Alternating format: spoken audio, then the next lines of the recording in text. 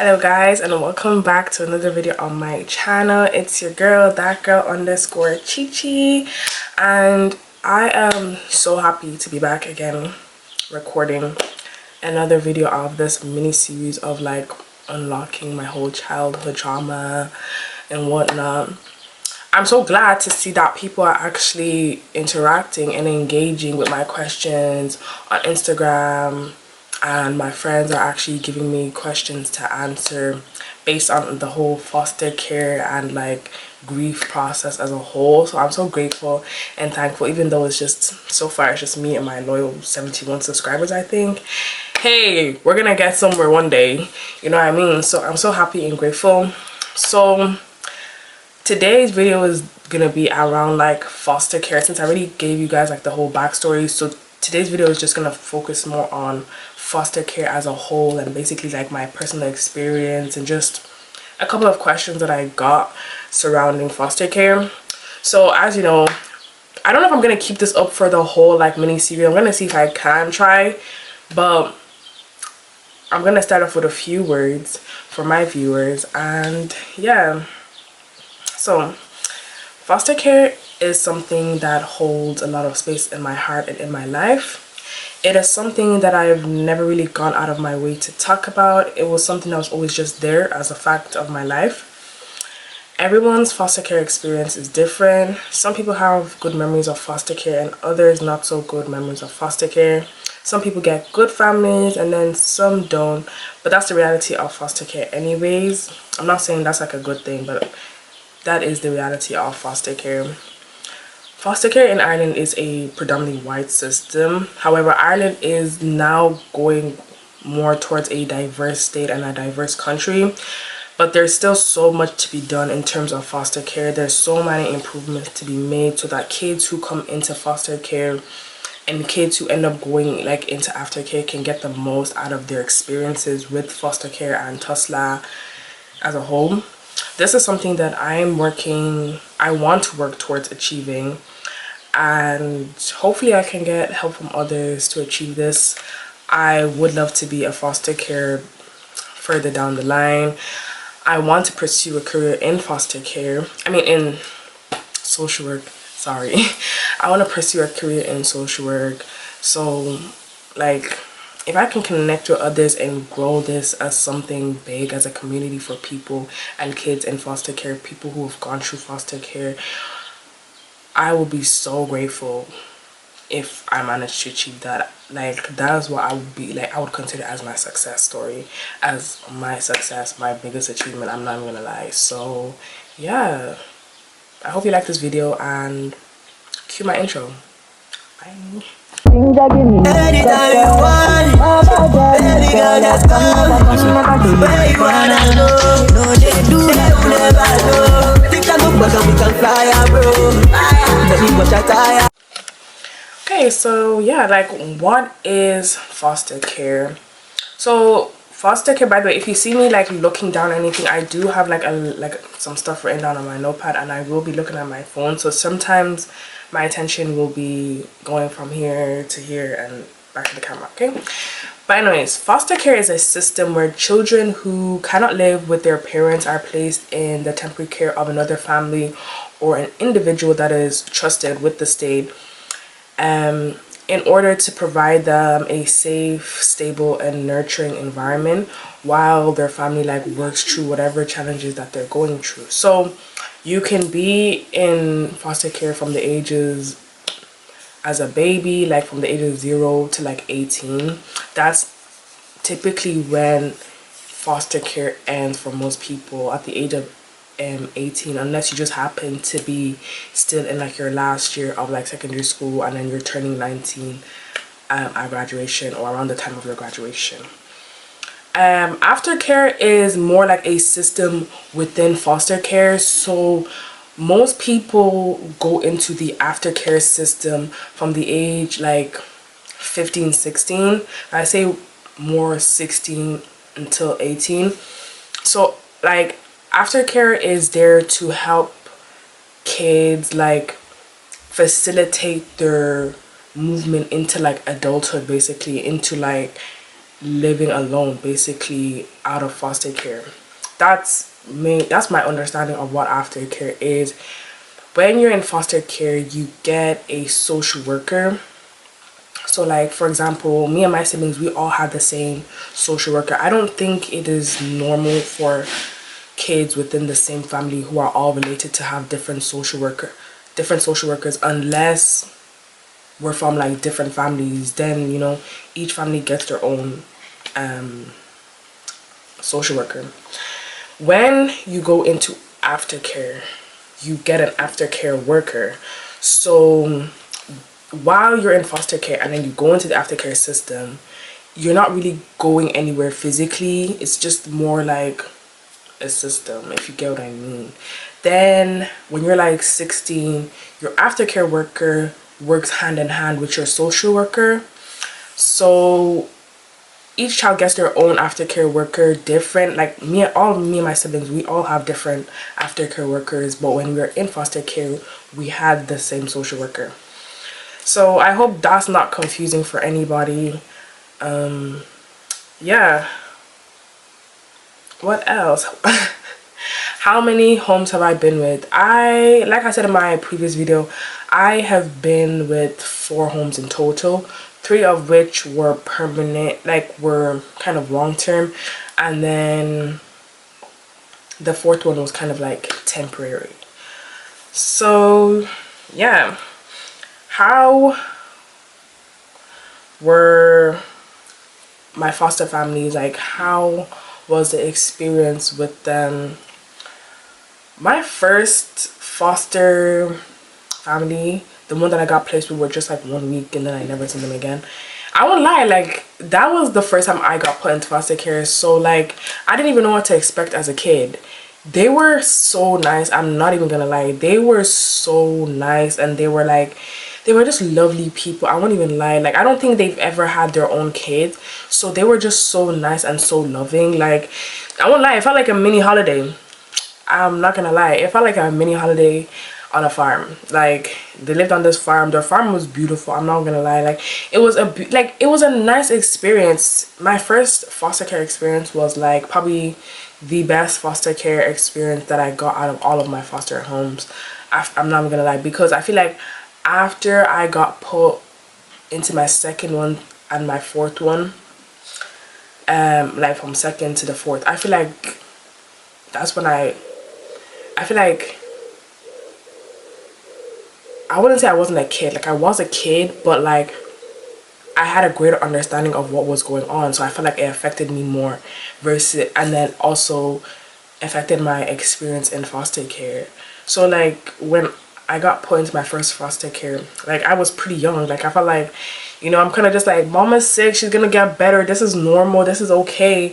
And then like after that, it just kept on happening. You're just like, yeah, this is my life now, pretty much. So yeah. So my second foster home, these were the ones that we were with in Port Leash, before we moved, and we were with them for like quite a while, in and out of their home.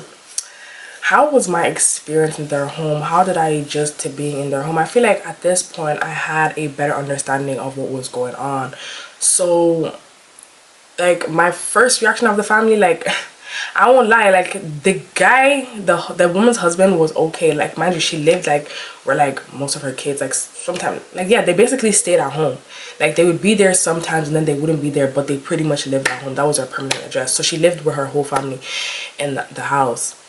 So I'm like, I didn't like the lady personally. Like I felt like she was so, when you're a kid getting placed into foster care and then you have somebody who's, it's like they're trying to take up, they probably don't mean to do it intentionally, and obviously it is their job, but like when somebody kind of steps in and tries to parent you and you know who your parent is, yeah, there's a lot of conflict there, because it's like, who are you to try and tell me what to do even though I'm living in your house? I feel like that's where a lot of the trouble kind of started. It wasn't even like, at this point actually I wasn't as, I'm gonna get down to it anyways, but I'm gonna get down to it.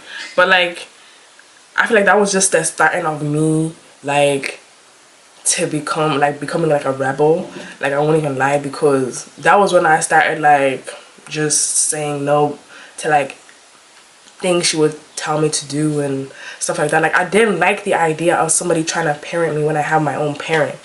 But it's also like I'm a kid who needs structure at the same time. Like, I didn't break every rule that she had in place or whatever, but I wasn't the most obedient kid either. I'm not gonna lie, I wasn't the most obedient kid. Like, one thing about me, I would challenge the rules. Like, even in my mom's house, like, I would challenge the rules here and there. Like, obviously I know my mom more, and I know to not disrespect my mom in any way possible. But as a kid, as a person, I'm not the most obedient person. Like, so yeah, like, I feel like at first it was kind of like quiet-ish, and then I started noticing things that I don't like, and I would tell my mom about it, and I would tell the social workers about it. Like, I was very vocal in comparison to like my siblings. Like, all of my siblings, we all have different experiences. Like, what I'm saying, it's not, you can't sit there and say, oh, that was the same for like my little brother and my older sister. Like, we all had our own different experiences. But for me as a person, like, I was very vocal. Like, if I didn't like somebody if I didn't like somebody or something, like, I would just say it. Till this day, like, I'm much better now, because obviously I have like this self-aware and social awareness now. But like, as a kid, like, if I didn't like something, like, I would just say it. Like, free speech. Like, yeah, it was like a known fact that I didn't really like the lady. I made that known to her at that young age. Mind you, I'm like 10, 11. Like, I made that known. I don't really like you. Your husband is cool, but I don't really like you, and I don't like these rules that you're trying to enforce on me. So yeah, like, how did I feel? I feel like, yeah, because of my understanding, because I was more aware of foster care and the situation that we're in, like, I feel like I felt more. Because in my first foster home, like, I don't remember feeling that sad, besides the fact that my mom was in the hospital for the first time and we were like in shock and everything. But like, other than that, I was pretty much happy. But the second foster home, I felt out of place. Like, when you're black and then you're placed with, like, in a white home, like, it's like a jigsaw piece that doesn't fit with the puzzle. Like, it's like out of place. Like, it's like a weird, and like, it's an uncomfortable feeling. I'm not even gonna lie, it's very uncomfortable. Maybe I would have felt more comfortable if the foster carers that we were placed with were black, but it's very uncomfortable. Felt out of place. Yeah, even like if we were to go in public, like, at most of the time I felt like low-key embarrassed to be out with them, because it's like, I don't want people to be in my business. Obviously, and like, I just don't want like these judgments of like, what are these black kids doing with white people, and just people asking stupid questions and speculating stuff that they don't even know about. They don't even know the bigger picture, the full situation. Just annoyed at those thoughts as well. Like, those are my general feelings. Like, just feeling out of place, embarrassed. Like, this is really my situation, this is really how I'm living. When I got to my third foster home in Sligo, like, I felt like it is what it is. Like, I felt like I was pretty rebellious in terms of like, you couldn't come to me and be like, oh, like, you're living with white people, because I would have been quick to clap back with something else. Like, so in that case, in those terms, like, I was able to handle myself. When I was placed in my third foster home, like, I didn't really worry too much about what people had to say. Like, I didn't really care at this point, because I kind of understood. I understood actually fully that this is my situation. They've explained to us multiple times that finding black foster carers in Ireland is near damn impossible. It's hard. Yeah, it's like, it's very hard in comparison to finding white foster carers. So like, I knew the situation. There was nothing I could do. It doesn't matter how much I hated this situation, it doesn't matter how upset I was about the situation, there was nothing I could do. It wasn't going to change. So, you know, you just have to get over it and deal with it, unfortunately. So, yeah. When I got put in my third foster home, at first it was okay. I didn't really like her either. I'm not gonna lie. This was the foster home that I got put in when I was in my first year of secondary school. So I'm like, what age are we at that point? Like 13, 14? Didn't like her. I don't know what it is. Sometimes as an adult, I look back and I'm just like, I feel like my relationships with my foster carers were shaped by the situations I was in. And I feel like that's just so unfortunate and so sad when I think about it, because it's like I feel like I'm such a better person now. Like, I'm not the person that I was anymore. And I feel like if I was this person back then, and obviously there's no way that I could have prevented that from happening, or, you know, I feel like, yeah, our relationships would have been so much better. But because of what I was going through, and my mom is sick, I have somebody who's trying to step in her position, even though if that's not what they intended to do. That's how it came across. Like, you're trying to be my mom when she's not there, even though she's still here. Like, I didn't like that. So, like, that didn't sit well with me. I feel like that was one of the major facts that just made me, like, not have a good relationship with any of the foster carers that I got put in after my first. Yeah, I don't know. I didn't like following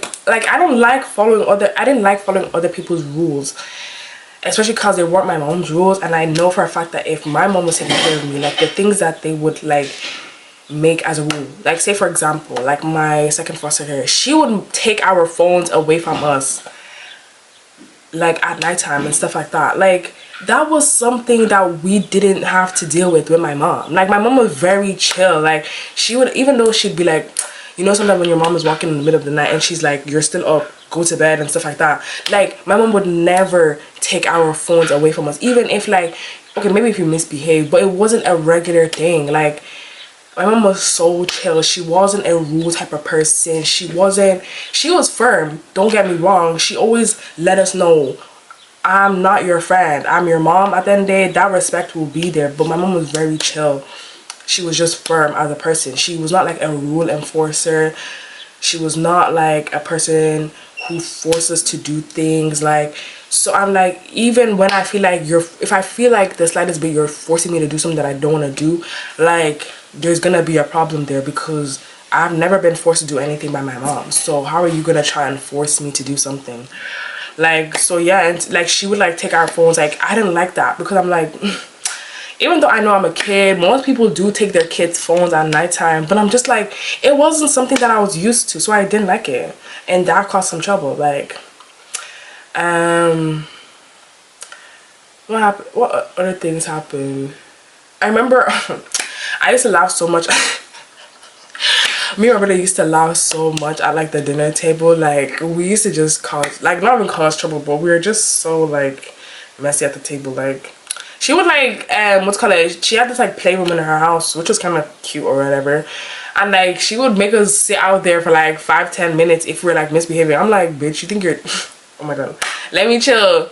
I'm like, now you trying to discipline me and everything. Like, maybe I was a bad kid, but I don't think I was necessarily like a bad kid. I just didn't like being told what to do. I didn't like somebody trying to step in and be my parent when I already have a parent in the picture. So yeah.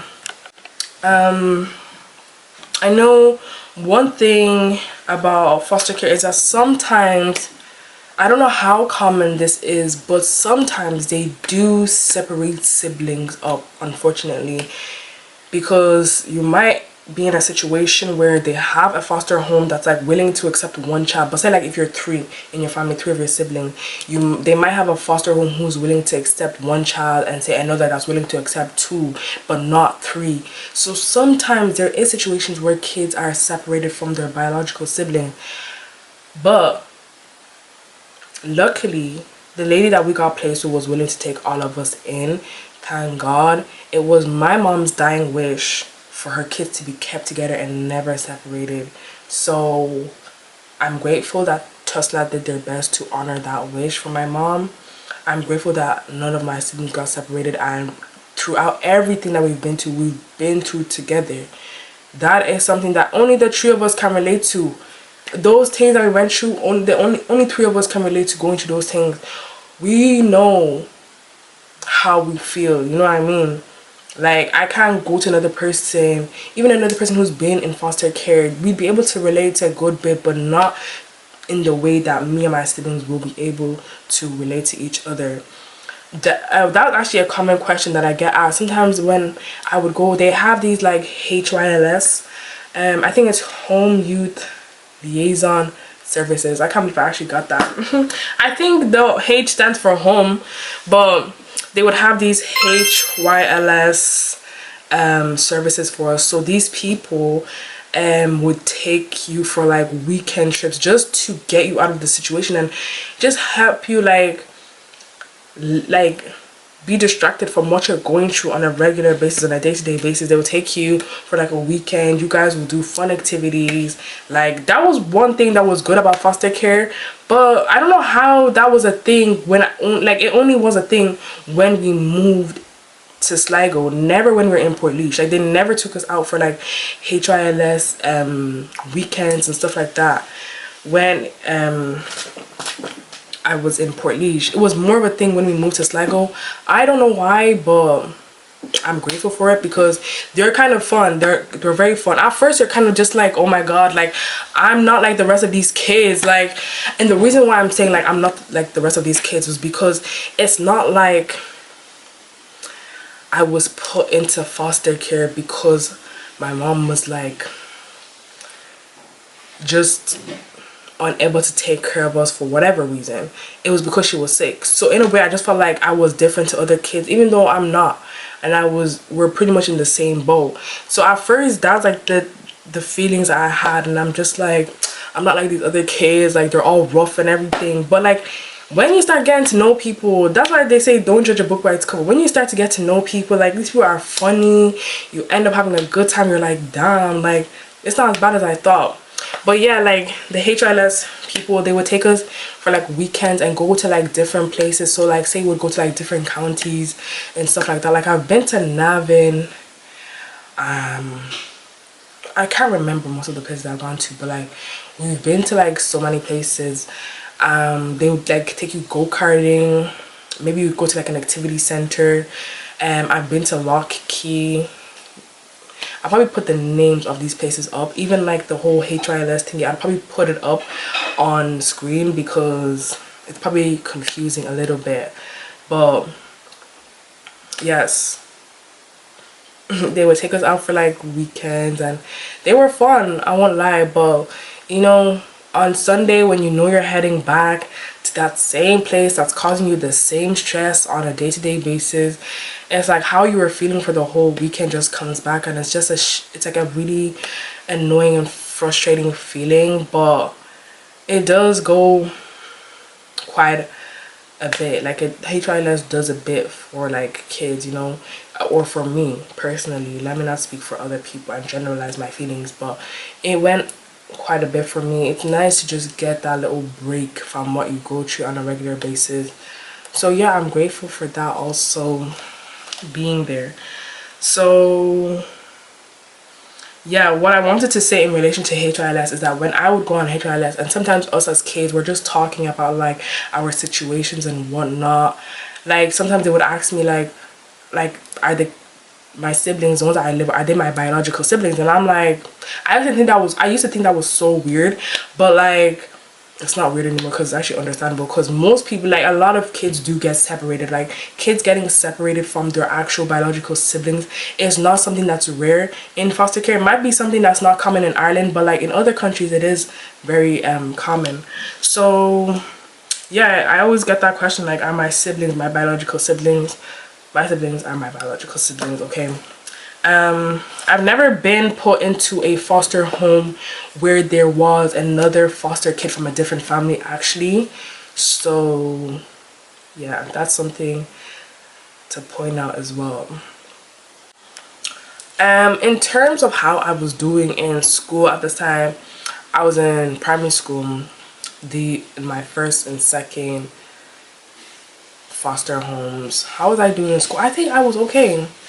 I don't think I was really affected that much in school. I can't really comment too much on that. Like, there's not really anything that stands out too much. Like, I wasn't troublesome in school. I had a good amount of friends, a good group of friends. Like, I don't think you could look at me and be like, maybe she's going through something. So yeah, I think I only got affected in school after my mom passed away. But yeah, I won't lie, my mom passing away kind of shaped my whole secondary school experience. I'll talk about that soon. So yeah, like, that was my experience with the second foster home. Third foster home, I didn't like her. We didn't get along.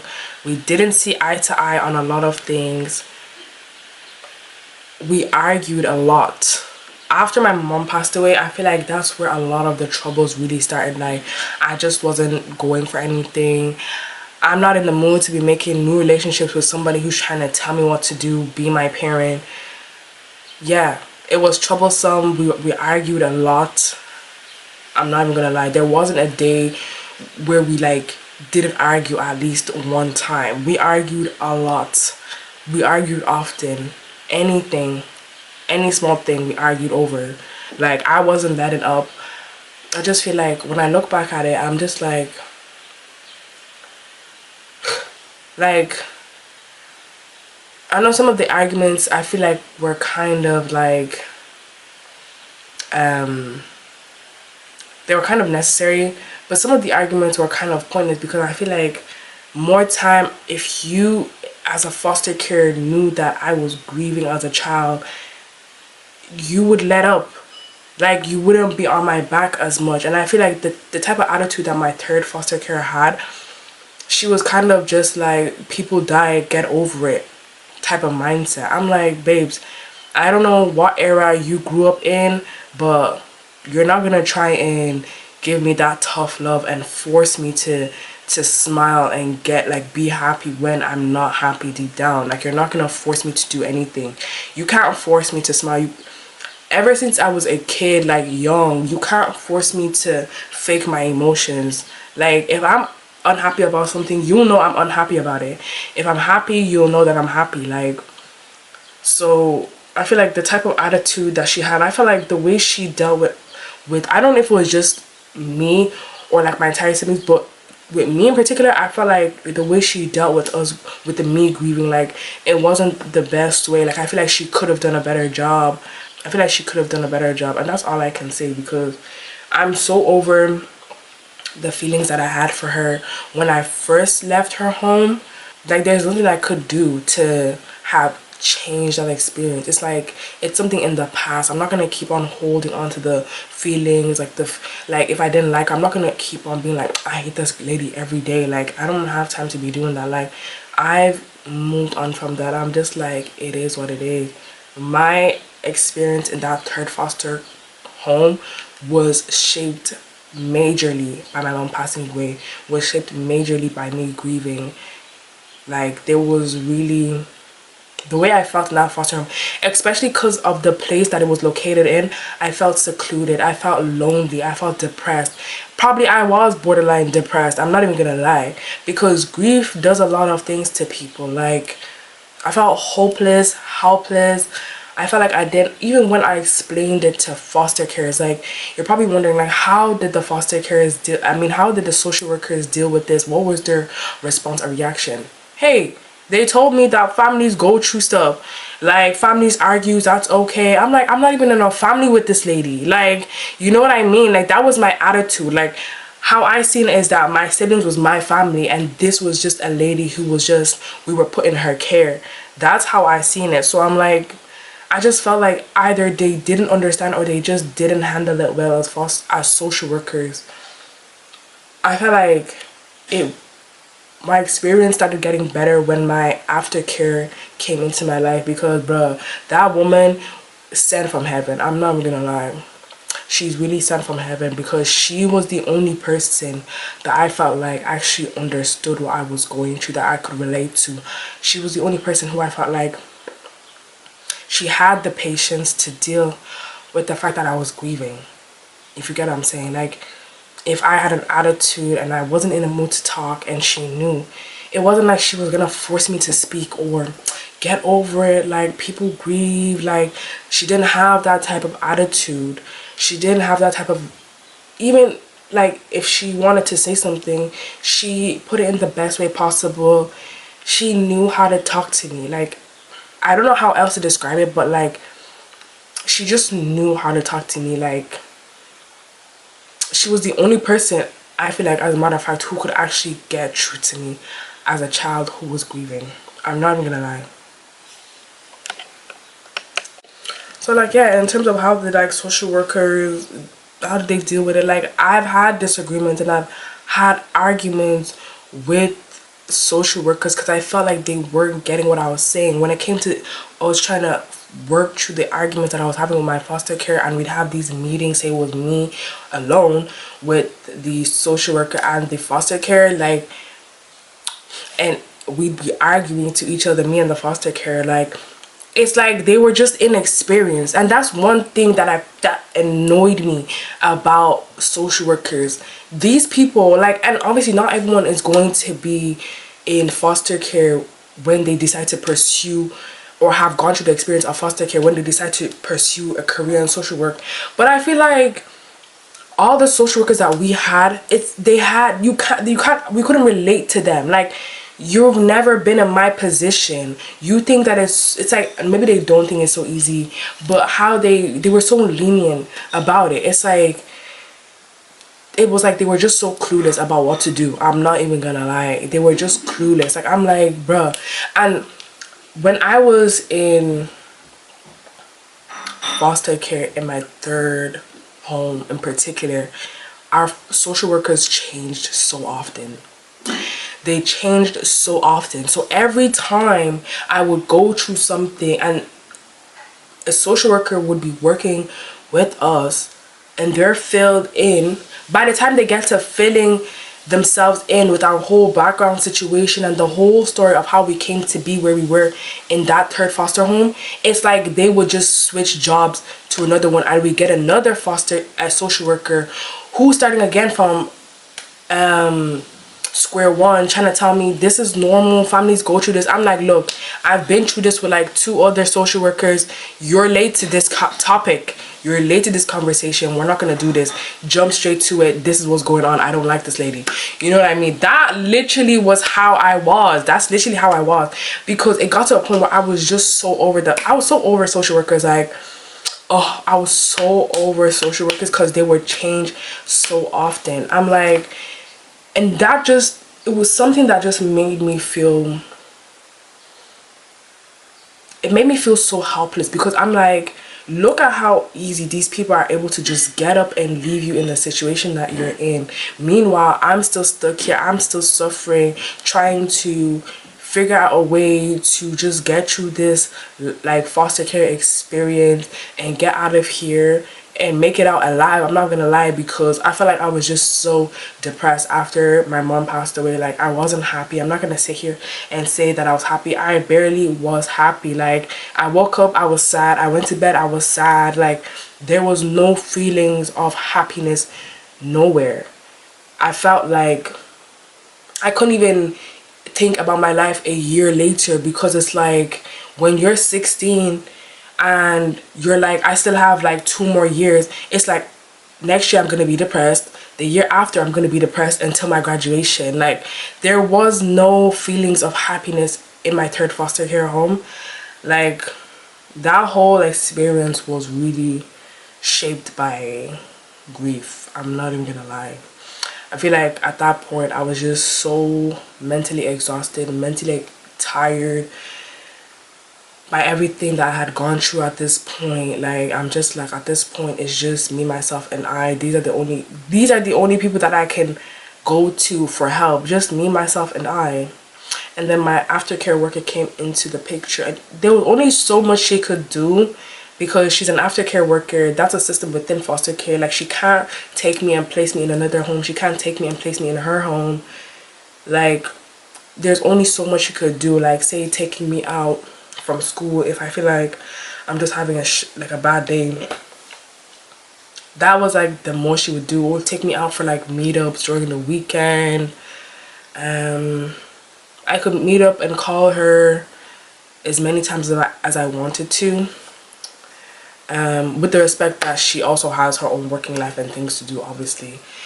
So I'm like, until she came into the picture, I won't even lie, I was suffering. And these social workers were not making things better because they were clueless.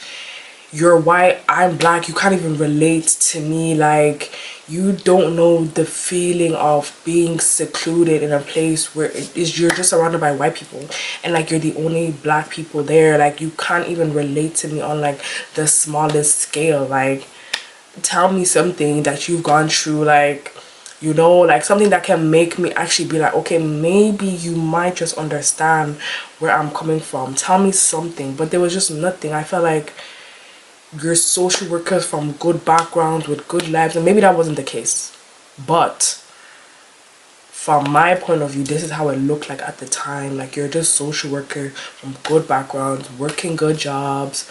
You can't relate to what I've been through, what I've gone through. Like, why are we even talking? Why are you even my social worker? You get what I'm saying?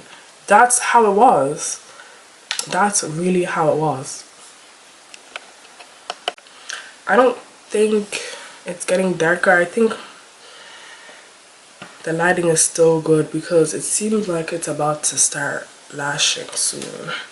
So yeah, like my aftercare work, I have such a special place for her in my heart. Like, the patience I feel like she had. And maybe it's because like we're actually born in the same month. I think we're both Aquariuses. Not that that has anything to do with it, but like she lost her mom too as well, which doesn't mind me saying that. But my aftercare worker, I feel like maybe that's something that like we could also relate on. I feel like she was that one person that I needed to just breathe and take that breath of air and just be like, finally somebody can relate to something that I'm going through, that I don't have to like over explain myself and I'm just getting frustrated with the conversation and I'm just sitting there like, forget it, man, forget it. She's somebody who I'm just like, I could just talk and she would understand. And it's like, I don't know, it's like you just know when you can connect with a person. You don't have to, like, not much has to be said in order for them to understand, you know what I mean? Even if we're sitting in silence, she would let me have that without disturbing my peace. Even if she took me out and I was just sitting there in silence, because sometimes that's how I was. Like, I didn't have much to say. I feel like even talking after my mom passed away and I was grieving, I just felt like it was taking life out of me. Like, it's like, what do you want me to say?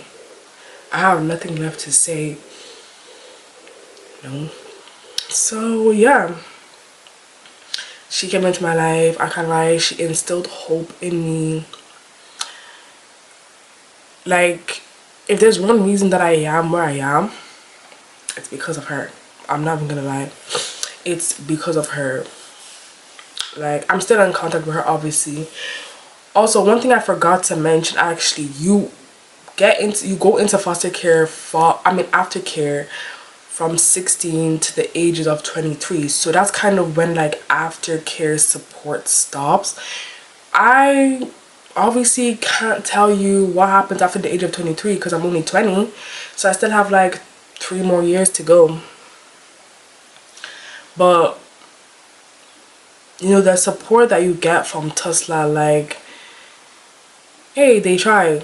I'm not gonna lie, from the ages of like 0 to 23, they try and support you as much as they can. It might not be the best type of help, but use every type of help that you can get to get you to where you need to be.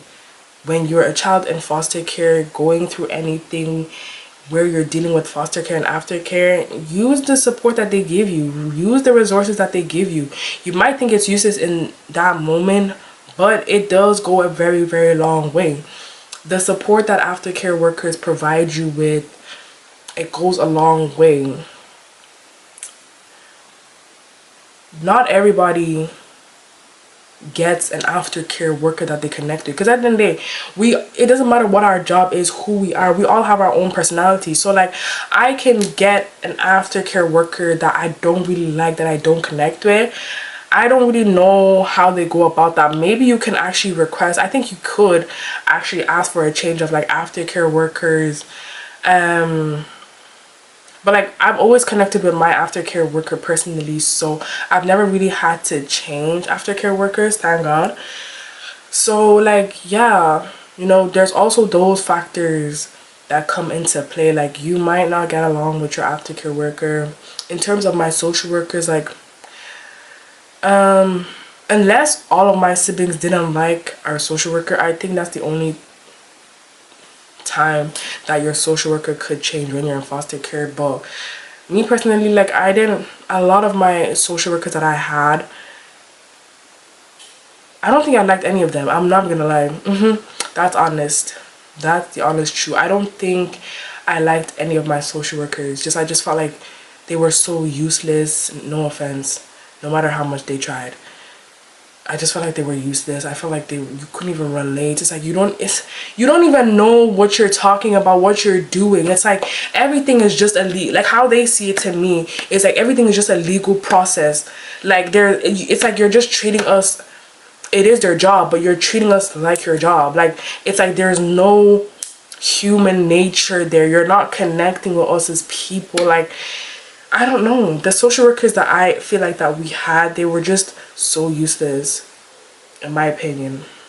Like, I have nothing positive to say about them, in my opinion. Sorry to say. I have nothing positive to say about them.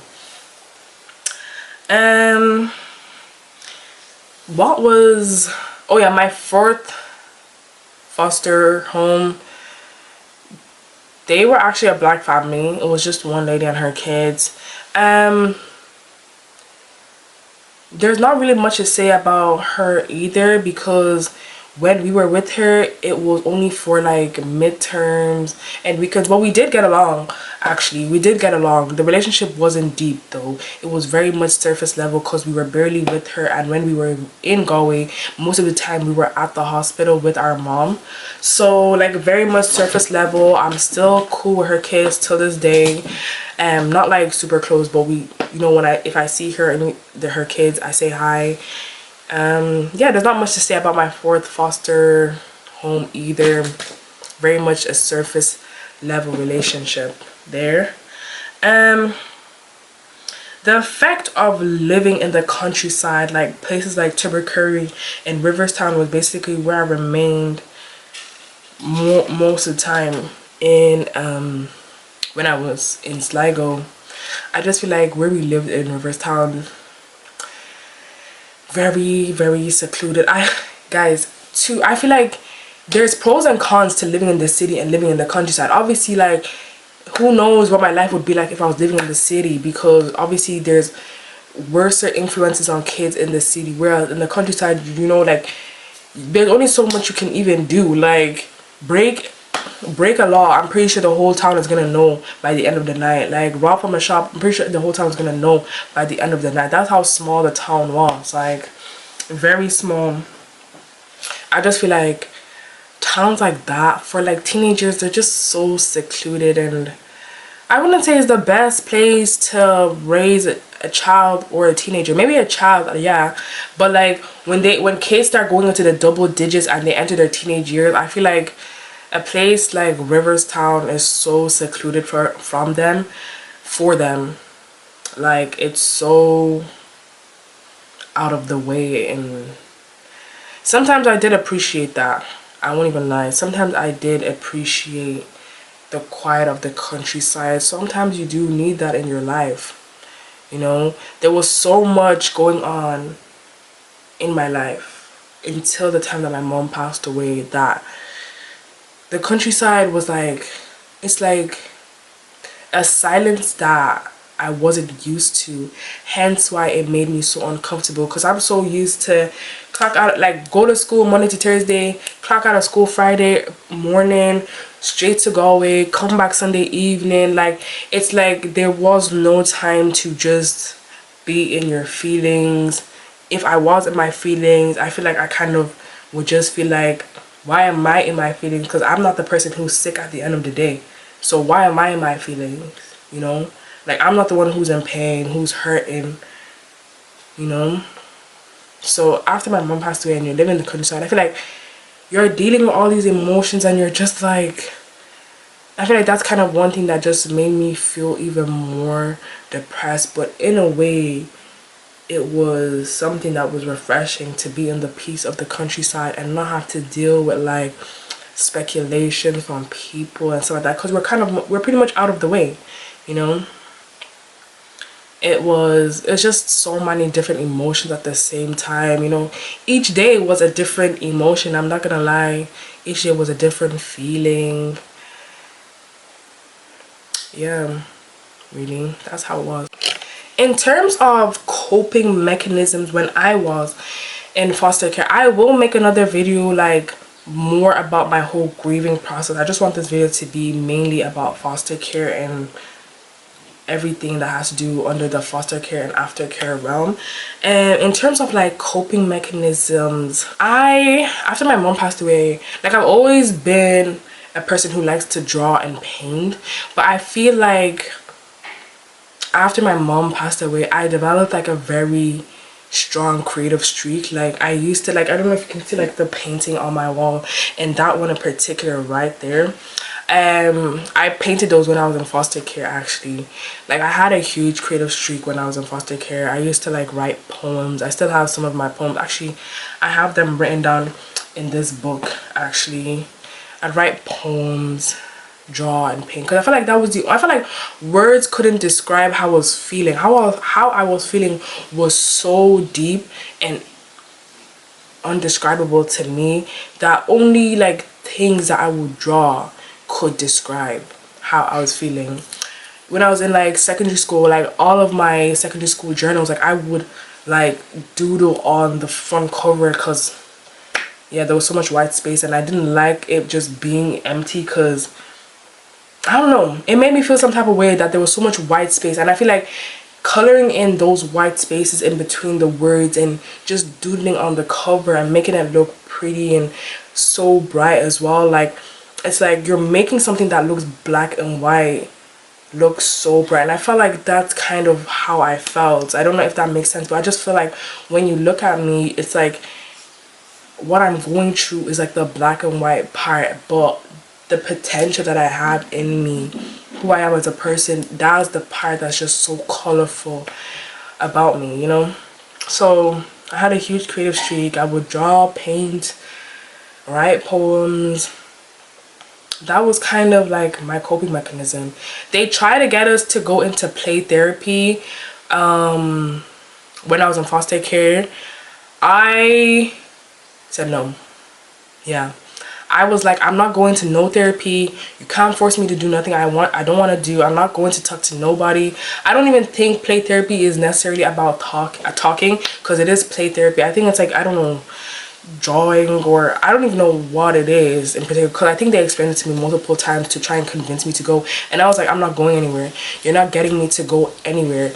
So yeah, I did have the chance to go to therapy, but I said no.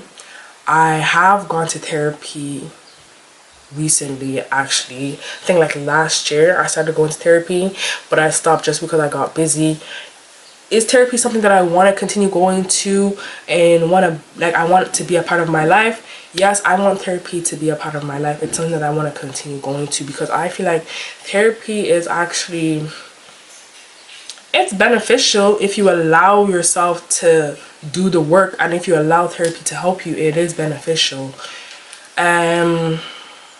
But therapy is also one of those things where you can't you can't get someone to go to therapy by force. It's one of those things where you have to make the conscious decision to go out of your way to go to therapy and put in the work to be in a better place. Because I feel like for me, even after I moved out of my foster care home, I moved out at 17, by the way. Even though you can stay until the age of 18, I moved out at 17.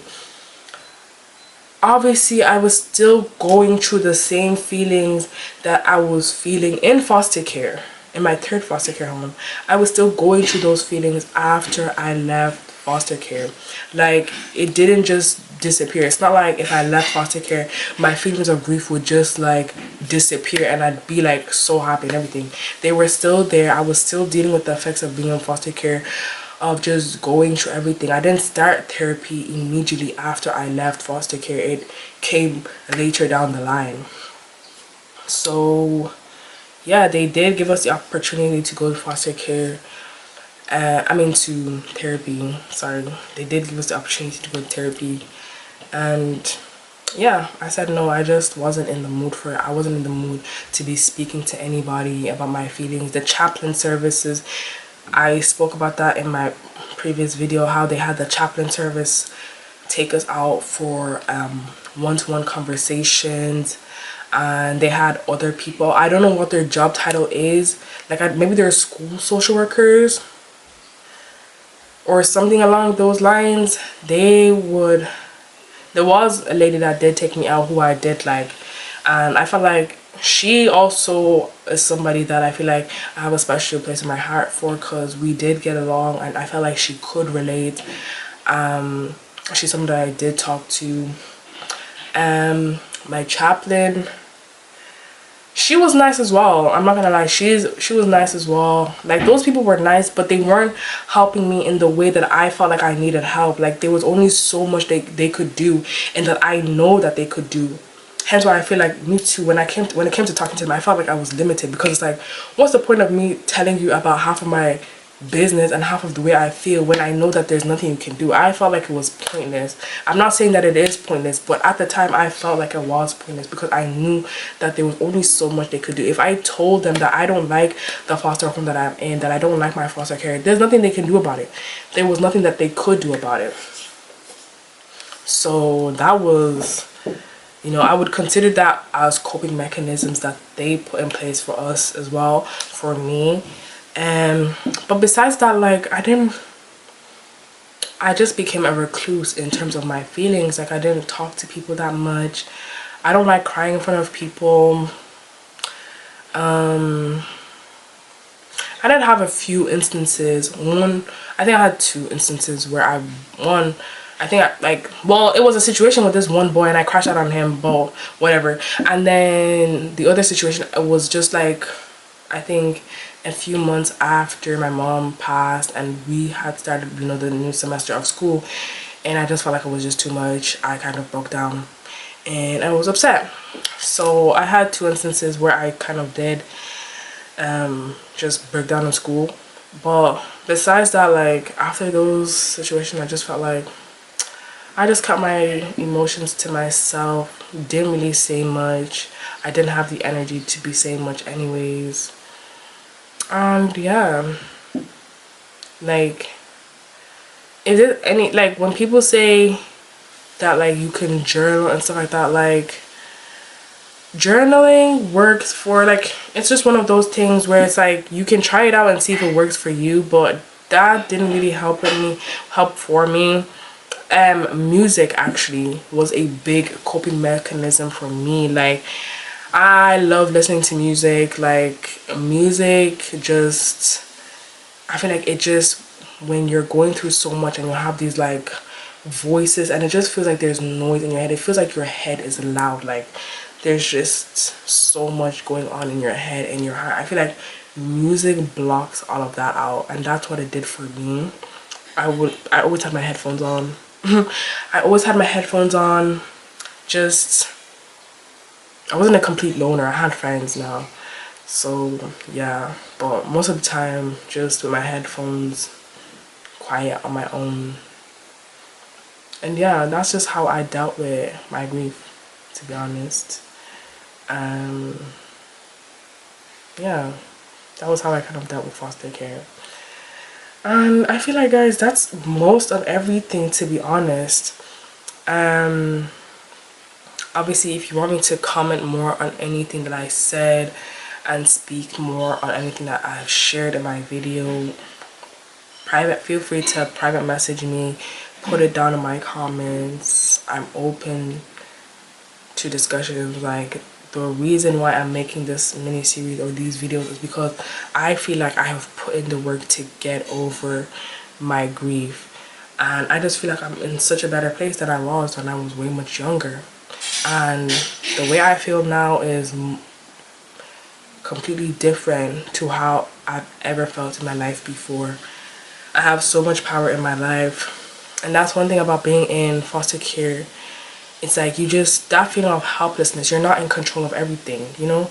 Even your whole situation, you're placed in the state of the care. The state is responsible for you. Your social worker are, they're responsible for you, you know? You're kind of helpless.